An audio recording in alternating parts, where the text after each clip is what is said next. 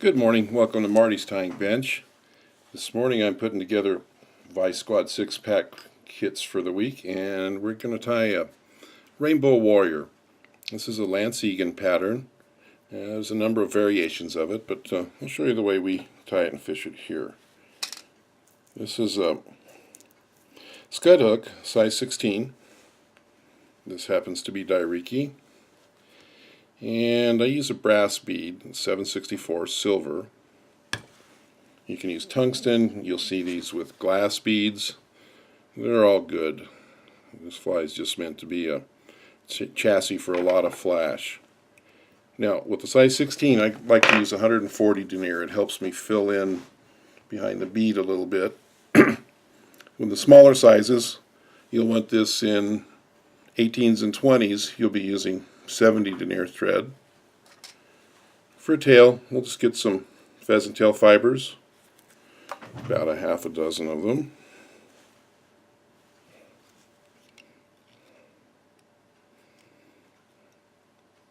A couple of gentle wraps, and then before I go tight, I'm going to tug on this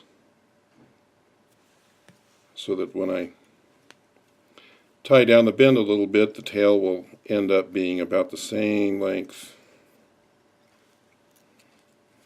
as the body. There you go. Now for body material, the original had pearl tinsel. I've been using a Mirage Opal. The difference is the pearl tinsel, the color of the thread will show through and give you some pretty neat effects. The Mirage is completely reflective. It will take on the color of what's on the outside. But I figured the trigger on this fly is Bling, so go flashy or go home. You see, I cut that mylar into a little tip, makes it easy to tie on the back, and by cutting it on an angle like that, it gives me a little narrow spot with which to start that wrap. Jockey a little bit so that it's flat on the shank. And with this large size, you'll see that as you come forward, they're not overlapping very much. It only takes 4 wraps to get to the front. Now I'm going to come across gently with my thread so that it kind of enhances those wraps. And I'll come back a little bit. And then just fold the flash over the back right in the middle.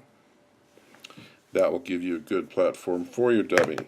Now you see that bead still loose? We're going to need to get that packed in there a little more tightly here so it won't slide back and scrape all your materials off of your fly the first time you get it stuck between a couple of rocks. Let's dub this a little tightly and pack those in there.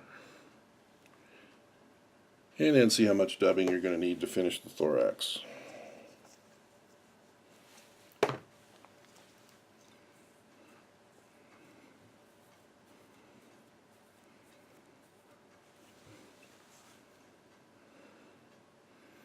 There you go.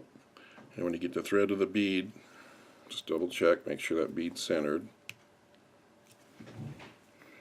And we're going to pull the flash over.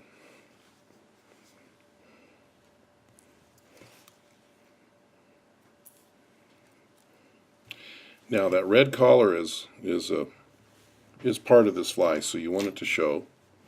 If not much shows after you've tied the flash in, go ahead and make a couple of wraps, and as soon as it starts to show up, you can switch to your whip finisher.